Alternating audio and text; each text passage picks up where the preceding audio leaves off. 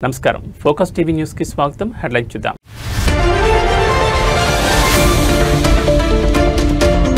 AP దేశానికి గేట్వేలా మారుతోంది వైజాగ్ లో సిఐఐ భాగస్వామి సదస్సులో చంద్రబాబు కీలక వ్యాఖ్యలు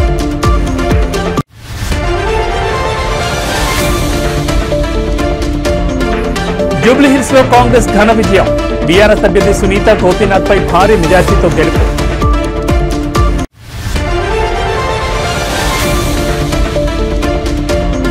విశాఖలో ఘనంగా ప్రారంభమైన సిఐఐ భాగస్వామి సదస్సు పెట్టుబడులకు ఏపీని ఎంచుకోవడానికి 3 కారణాలున్నాయన్న Lokesh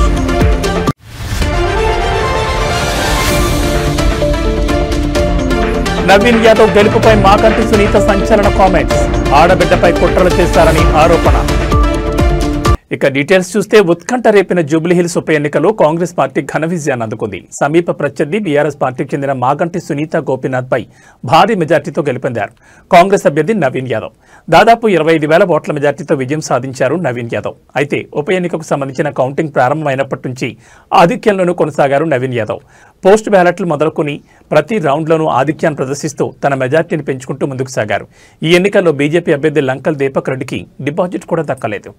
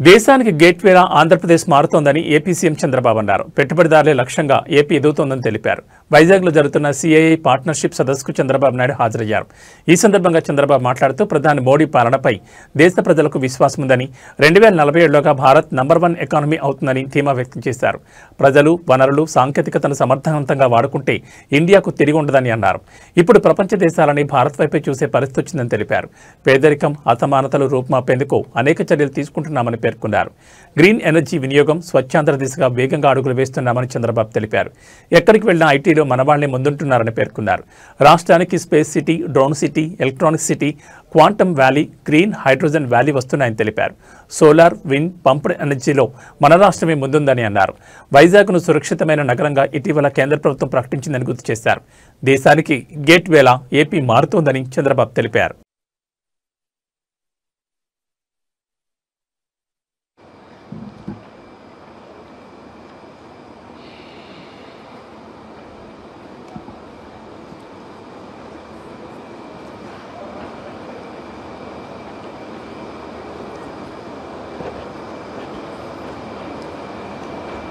Honorable President of India, Sri C.P. Radhakrishnan Garu,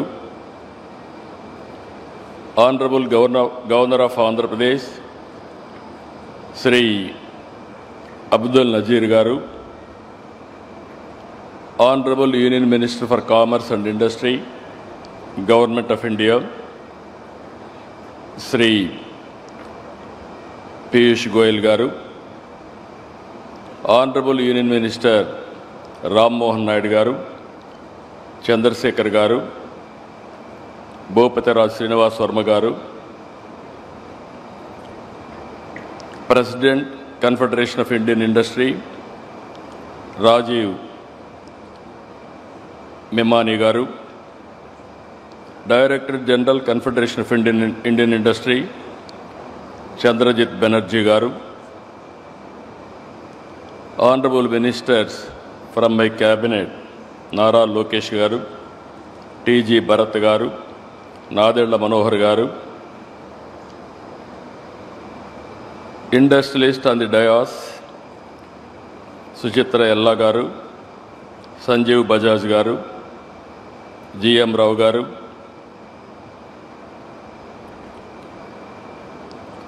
Siddharth Kalyani Garu, Karan Adani Garu, Sudarshan Venu Garu, Yusuf Ali Garu, Kamineni Shobhana Garu,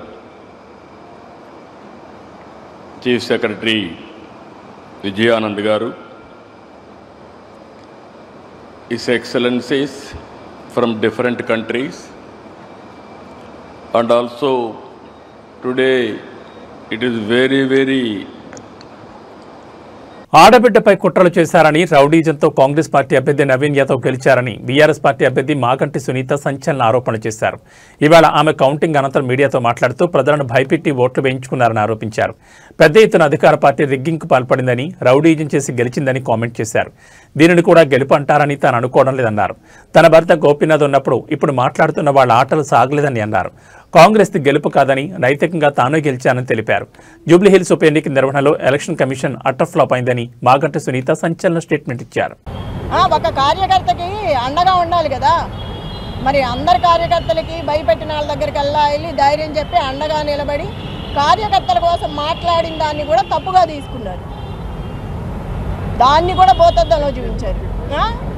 ఒక మహిళని ఇలా చేయడం ఫస్ట్ టైం మీరే చూస్తున్నారుగా. ఒక మహిళ మీద ఇలా చేయటం, దీన్ని గెలుపనరు.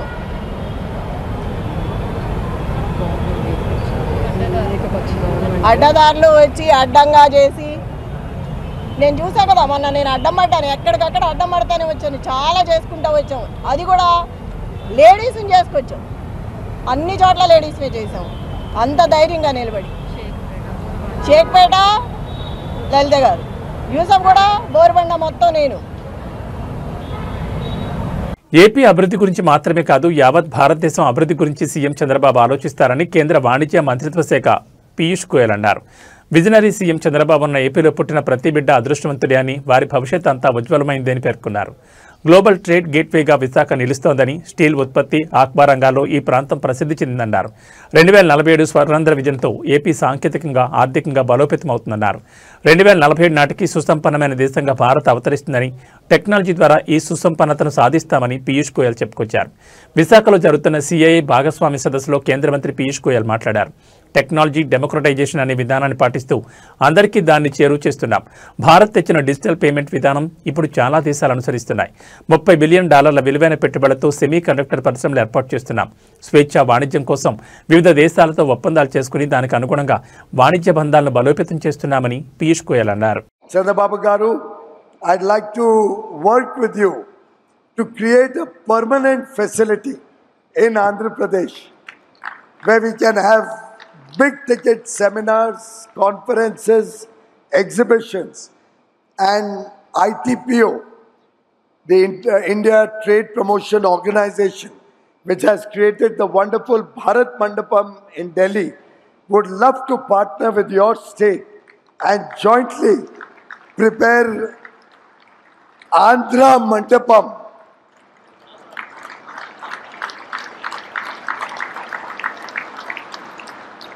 so that in the years to come, our partnership summit will not be under a marquee or a tent or temporary facilities, but will be at a world-class convention center,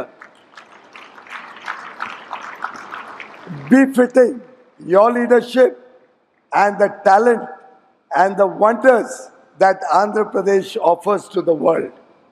Inspired by Chanakya's Arthashastra, I present 3 pillars that define Bharat's approach to navigating the new geo-economic order. 1. Prosperity through technology.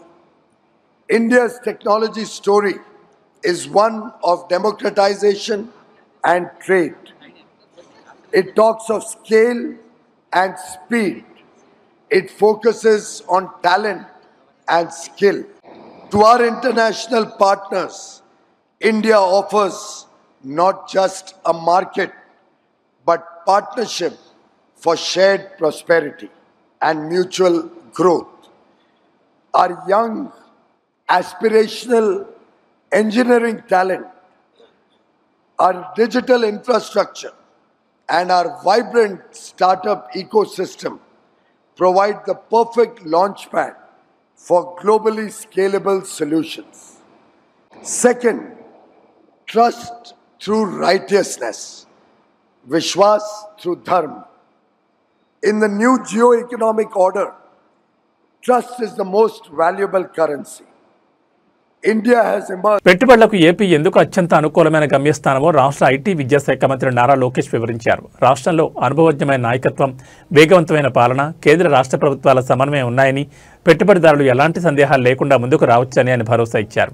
విశాఖపట్నంలోని AU engineering college గ్రౌండ్స్లో కూటమి ప్రభుత్వం ప్రతిష్టాత్మకంగా నిర్వహిస్తున్న 30వ CII భాగస్వామి సదస్సు ఘనంగా ప్రారంభమైంది. ఉపరాష్ట్రపతి సిపి రాధాకృష్ణన్ ఈ సదస్సును ప్రారంభించారు. ఈ సందర్భంగా ఏర్పాటు చేసిన సభలో మంత్రి లోకేష్ మాట్లాడుతూ ప్రపంచ ఆర్థిక వృద్ధికి భారతదేశం ఇంజన్గా నిలుస్తున్న తరుణంలో సిఐఐ సదస్సుకు ఏపీ ఆతిథ్యం ఇవ్వడం గర్వకారణంగా ఉందని అన్నారు. పెట్టుబడుల కోసం ఏపీని ఎందుకు ఎంచుకోవాలని చాలామంది నన్ను అడుగుతారు. అందుకు ప్రధానంగా 3 కారణాలున్నాయి. మొదటిది అనుభవం, దార్శనికత కలిగిన సీఎం చంద్రబాబు నాయకత్వం. ఒక రాజకీయ నాయకుడికి వారసత్వాన్ని నిర్మించే అవకాశం జీవితంలో ఒక్కసారి వస్తుంది. కానీ రాష్ట్ర ప్రజలు చంద్రబాబుకు అమరావతి, విశాఖపట్నం రూపంలో 2వ వారసత్వాన్ని నిర్మించే అవకాశం ఇచ్చారని లోకేష్ పేర్కొన్నారు. Requesting him to kindly address us. Honorable Vice President of India, C.P. Radhakrishnan Garu, Honorable Governor of Andhra Pradesh, Syed Abdul Nazir Garu, Honorable Chief Minister of Andhra Pradesh and Co-Chairman of the 30th CII Partnership Summit, Shri Nara Chandrababu Naidu Garu, and Honorable Minister of Commerce, Industry, Government of India, and Chairman 30th CII Partnership Summit, and my mentor, Piyush Goyal Garu, and to the dignitaries on the dais, off the dais, a very good morning. It is a privilege to welcome you to Visakhapatnam, a city where hills meet the sea, where ideas lift off. Andhra Pradesh is proud to host the CII Partnership Summit 2025 at a time when India is emerging as the world's growth engine. Quite a few people ask me why they should consider Andhra Pradesh as their destination, as their home. And I only give them 3 clear reasons. First, we have a leadership with a clear track record. It is none other than our Chief Minister, Shri Nara Chandrababu Naidu Garu. Politicians have an opportunity to create one legacy, but people of my state have been kind to give him another opportunity to create a second legacy, and that legacy is what we see today in front of us, which is Amravati and Visakhapatnam. The second reason you should consider Andhra Pradesh is, of course, our speed. Friends, we live in a fast-changing world where markets, regulations, and technology keep evolving. I have met thousands of investors and corporates in the last 1 year. The single most important requirement for a company is speed. They expect the same speed from governments. This speed needs to be a mission. We need to grant land, permits, approvals, incentives with a speed that the project can take off and serve the markets.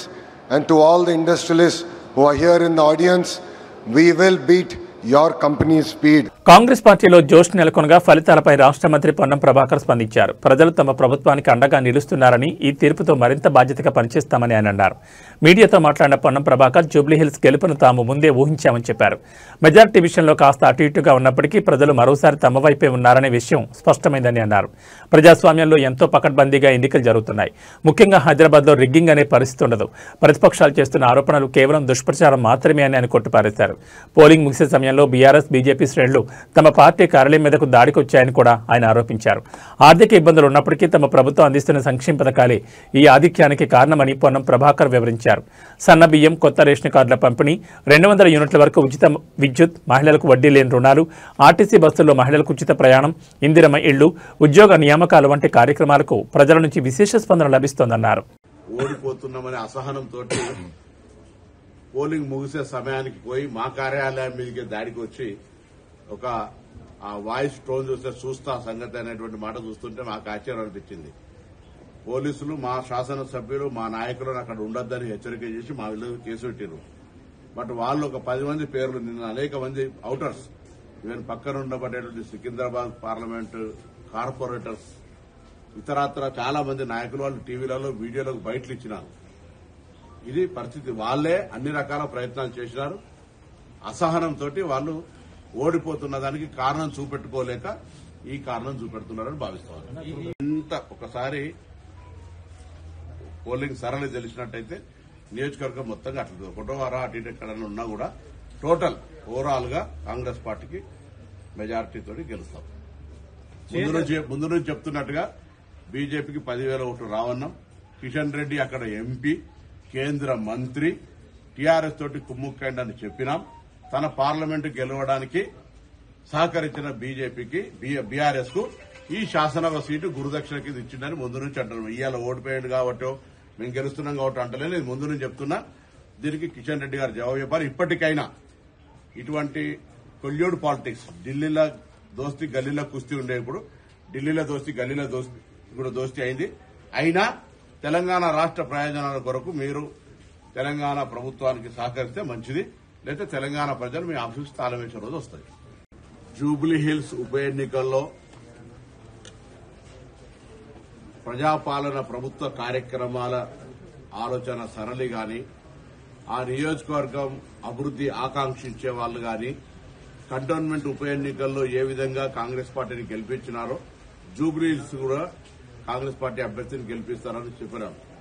కొంత సానుభూతితోటో లేదా TRS diversion politics చేయడం ద్వారానో మహిళలు వారు ఒక sentiment వాడుకోవడానికి అన్ని రకాల ప్రయత్నం చేసినప్పటికీ కాంగ్రెస్ పార్టీ తీసుకున్నటువంటి సన్న బియ్యం కావచ్చు, రేషన్ కార్డుల పంపిణీ కావచ్చు, 200 యూనిట్ల ఉచిత విద్యుత్ కావచ్చు, మహిళలకు ఆర్టీసీ బస్ ఉచిత ప్రయాణం కావచ్చు, అనేక మంది ఉద్యోగ నియామకాలు కావచ్చు, వడ్డీ లేని రుణాలు కావచ్చు, రైతాంగానికి గ్రామీణ ప్రాంతాల్లో తీసుకుంటున్న నిర్ణయాలు కావచ్చు, ఇందిరమ్మ ఇళ్లు కావచ్చు, ఇటువంటి అనేక కార్యక్రమాలు ఇంత ఆర్థిక సంక్షోభం ఉన్నప్పటికీ చేయగలుగుతున్నారనేటువంటి ప్రజల ఆలోచన ప్రకారంగా ఓటింగ్ సరళి కనబడుతూ ఉంది. తప్పకుండా ఇది ముందు నుంచి కూడా చెప్తాను, మా ప్రభుత్వం ప్రజలకు అన్ని రకాల అంశాలతోటి క్షేత్రస్థాయి దాకా చేరే విధంగా పనిచేస్తామని చెప్పినాం. ఈ ఫలితం అందుకు నిదర్శనం. తప్పకుండా భవిష్యత్తులో కొంత దుష్ప్రచారం ఏ విధంగానైతే టీఆర్ చేసో ఆ అంశాలన్నీ పరిగణలోకి తీసుకొని మరింతగా గట్టిగా మా ప్రభుత్వం ప్రజల సంక్షేమం కొరకు పనిచేస్తుంది. విద్యార్థులకు వడ్డించే అన్నం గిన్నెలో మద్యం మత్తులో ఓ వాచ్మెన్ అందులో కాళ్లు పెట్టి ఒంటి మీద సోయి లేకుండా పడుకున్నాడు. ఈ సంఘటన ఈ నెల 12 రాత్రి చోటు చేసుకోగా గురువారం వెలుగులోకి వచ్చింది. ఇందుకు సంబంధించిన వివరాలు ఇలా ఉన్నాయి. సంగారెడ్డి మండలం ఇస్మాయిల్ ఖాన్పేట గ్రామ పరిధిలోని సంగారెడ్డి ప్రభుత్వ పాలిటెక్నిక్ కళాశాలలో శేఖర్ అనే వ్యక్తి వాచ్మెన్ గా విధులు నిర్వహిస్తున్నాడు. బుధవారం రాత్రి ఫుల్లుగా మద్యం సేవించి వచ్చిన వాచ్మెన్ శేఖర్ హాస్టల్లోని కిచెన్ గదిలో ఉన్న అన్నం గిన్నెలో మద్యం మత్తులో కాళ్లు పెట్టి పడుకున్నాడు. అక్కడే ఉన్న విద్యార్థులు ఈ దృశ్యాలను తమ కెమెరాలో బంధించారు. విషయం కలెక్టర్ ప్రావీణ్య దృష్టికి వెళ్లడంతో ఆమె ఘటనపై సీరియస్ అయ్యారు. వెంటనే సదరు వాచ్మెన్ ని సస్పెండ్ చేస్తూ ఆదేశాలు జారీ చేశారు. పాలిటెక్నిక్ ప్రిన్సిపల్ పి జానకిదేవి ఇచ్చిన రిపోర్ట్ ప్రకారం జిల్లా కలెక్టర్ ఆదేశాల మేరకు ఘటనకు బాధ్యుడైన వాచ్మెన్ శేఖర్ ను విధుల నుంచి తక్షణమే తొలగించడం జరిగిందని అదనపు కలెక్టర్ చంద్రశేఖర్ తెలిపారు. అలాగే కాంట్రాక్టర్ కు హెచ్చరిక జారీ చేశారు. ప్రతిరోజు హాస్టల్ పర్యవేక్షణ కోసం ఒక ఉపాధ్యాయుడిని ప్రత్యేకంగా ఏర్పాటు చేయాలని అధికారులను ఆదేశించారు. విద్యార్థులకు నాణ్యమైన పరిశుభ్రమైన భోజనం అందించాల్సిందిగా ప్రిన్సిపాల్ను హెచ్చరించారు. భవిష్యత్తులో ఇలాంటి ఘటనలు పునరావృతం కాకుండా వసతి గృహాలను పర్యవేక్షించాలని అధికారులను అదనపు కలెక్టర్ ఆదేశించారు.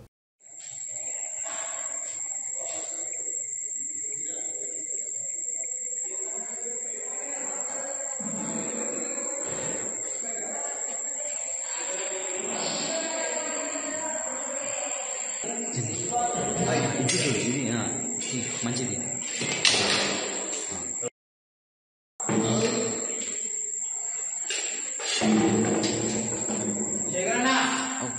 అల్లూరు జిల్లా జీకే వీధి మండలం జర్రెల గ్రామంలో ఉన్న గిరిజన సంక్షేమ ఆశ్రమ పాఠశాలలో ఫుడ్ పాయిజన్ కారణంగా 29 మంది విద్యార్థులు అస్వస్థతకు గురయ్యారు.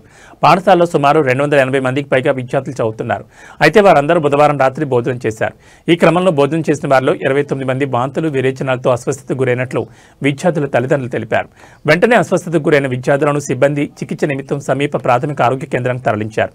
ప్రస్తుతం విద్యార్థులు కోలుకుంటున్నారని, ఎలాంటి ప్రాణాపాయం లేదని వైద్యులు తెలిపారు.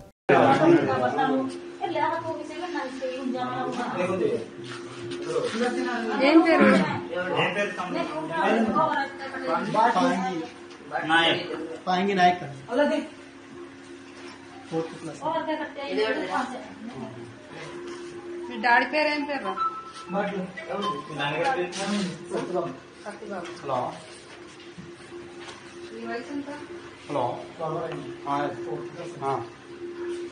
జర హాస్పిటల్ కొన్నాను వంశీ గారు అది రూమ్ లో ఉన్నాను. బాటిల్ ఎక్కించి ఇప్పుడు బెడ్ కాల్ కదా తీసుకెళ్ళారు బయట తీసుకెళ్ళారు. అక్కడ సెలైన్స్ ఎక్కిస్తున్నామండి. ఇప్పుడు బెడ్ కాల్ లేక స్కూల్ తీసుకెళ్లారు. ఇప్పటికే దేశ రాజధాని ఢిల్లీలో జరిగిన బాంబు బ్లాస్ట్ కలకలం సృష్టించిన విషయం తెలిసిందే. తాజాగా మరో బిగ్ అలర్ట్ వచ్చింది. ఒకేసారి 2 విమానాలకు బాంబు బెదిరింపు మెయిల్ రావడంతో ఎయిర్పోర్ట్ సిబ్బంది అప్రమత్తమైంది. అబుదాబి నుంచి శంషాబాద్ ఎయిర్పోర్ట్ వస్తున్న ఇండిగో విమానం, లండన్ నుంచి శంషాబాద్ ఎయిర్పోర్ట్కు వస్తున్న బ్రిటిష్ ఎయిర్లైన్స్ విమానాలకు బాంబు బెదిరింపు మెయిల్స్ వచ్చాయి. బాంబు బెదిరింపు మెయిల్స్ రావడంతో ఇండిగో విమానాన్ని ముంబైకి దారి మళ్లించారు అధికారులు. లండన్ నుంచి వస్తున్న బ్రిటిష్ ఎయిర్లైన్స్ విమానాన్ని సమయానికన్నా ముందుగానే అత్యవసర ల్యాండింగ్ చేశారు. శంషాబాద్ ఎయిర్పోర్ట్లో అత్యవసర ల్యాండింగ్ అయిన బ్రిటిష్ ఎయిర్లైన్స్ విమానంలో నుంచి ప్రయాణికులను త్వరగా దింపేశారు. విమానాన్ని శంషాబాద్ ఎయిర్పోర్ట్లోని ఐసోలేషన్ సెంటర్కు తరలించి బాంబ్ స్క్వాడ్, డాగ్ స్క్వాడ్లతో తనిఖీలు నిర్వహిస్తున్నాయి సిఐఎస్ఎఫ్ బలగాలు.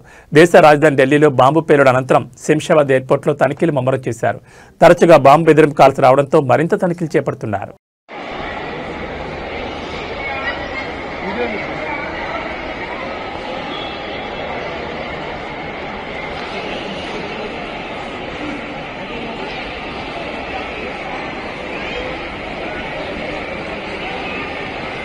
కలియుగ ప్రత్యక్ష దైవం తిరుమల శ్రీ వెంకటేశ్వర స్వామివారిని నిత్యం వేలాది మంది భక్తులు దర్శించుకుంటారు. తిరుమలలో భక్తుల రద్దీ కొనసాగుతోంది. ఈ క్రమంలో నేడు శ్రీవారి దర్శనానికి 12 గంటల సమయం పడుతోంది. ఈ తరుణంలో శ్రీవారి సర్వదర్శనం కోసం భక్తులు 24 కంపార్ట్మెంట్లో వేచి ఉన్నారు. తిరుమల భక్తులకు ఎటువంటి ఇబ్బందులు పడకుండా అన్ని చర్యలు తీసుకుంటున్నామని టీటీడీ అధికారులు తెలిపారు. క్యూ లైన్లోని భక్తులకు శ్రీవారి సేవకుల ద్వారా అన్నప్రసాదం, పాలు, త్రాగునీరు అందిస్తున్నారు. నిన్న శ్రీవారిని 62,129 మంది భక్తులు దర్శించుకున్నారు. 21,026 మంది తలనీలాలు సమర్పించుకున్నారు. నిన్న శ్రీవారి హుండీ ఆదాయం 4.13 కోట్లు వచ్చిందని టీటీడీ అధికారులు తెలిపారు.